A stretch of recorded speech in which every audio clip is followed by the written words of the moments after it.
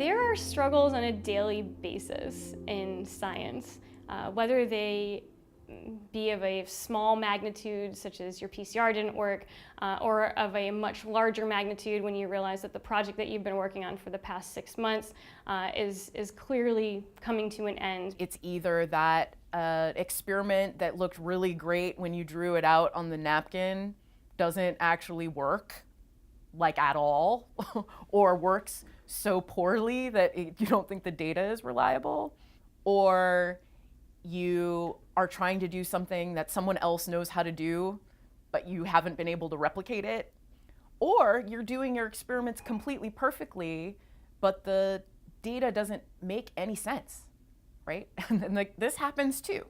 No one gets to avoid these things. They happen to everybody in some proportion. And if you hear a story where those things are not featured, it's because they are not being included in service of the story. It's not that they didn't happen. They happen to everybody. I think it's important to remember that like hardship in grad school can be both technical and conceptual, and that there are ways around or ways through both as long as you are open to asking for help from many people, but especially from your advisor. We talk a lot, or students are told a lot, that they should have ownership of a project, but that doesn't mean that you can't take advice from somebody else.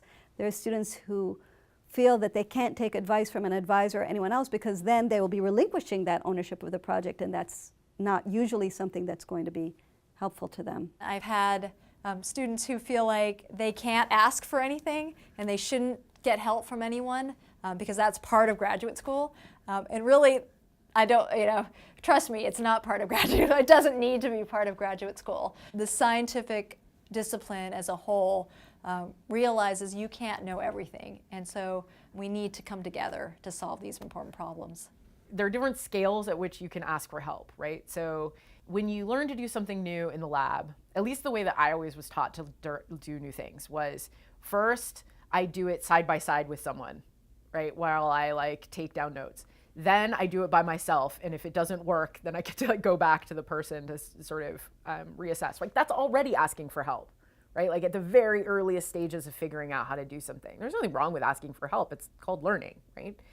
Then there's this sort of, larger scale stuff like, sometimes cloning can look like this. Like you've got a batch of constructs that you want to make, and there are some that just like won't give way, and it's like super annoying. There, I think it's appropriate to sort of do things independently for your, through the whole cycle a couple of times.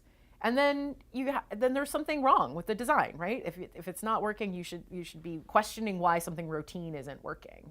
My most difficult time in grad school wasn't due to technical hardship, it was due to conceptual hardship. And what got me through it was just being open to verbalizing the problem to as many people as I could possibly find, and taking in creative input in terms of people who could broaden out my idea of what would be a satisfying conclusion to that problem.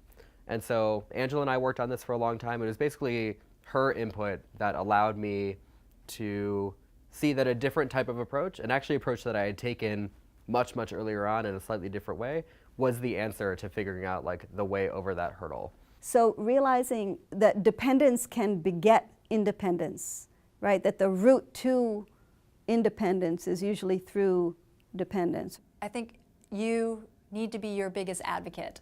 So when I say that, it means that ultimately you're in control of your future.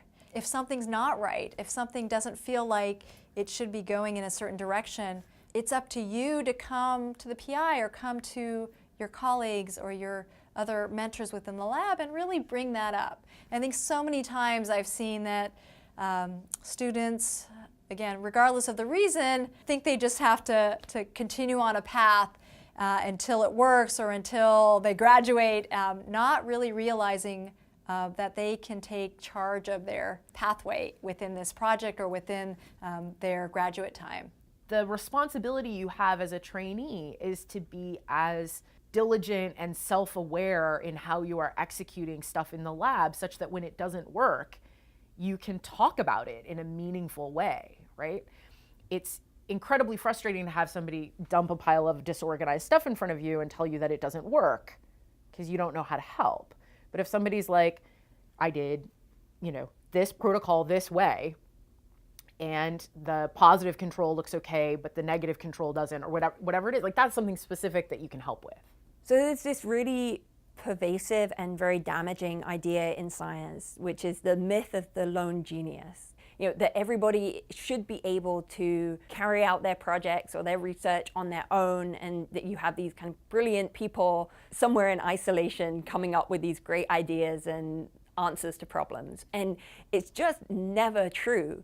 Being alone, you know, certainly you can show that you can do something, but it's a whole lot more fun to be a team member. And also, I think it allows you to be more productive and to really not feel like you yourself have to learn everything, to learn from those around you.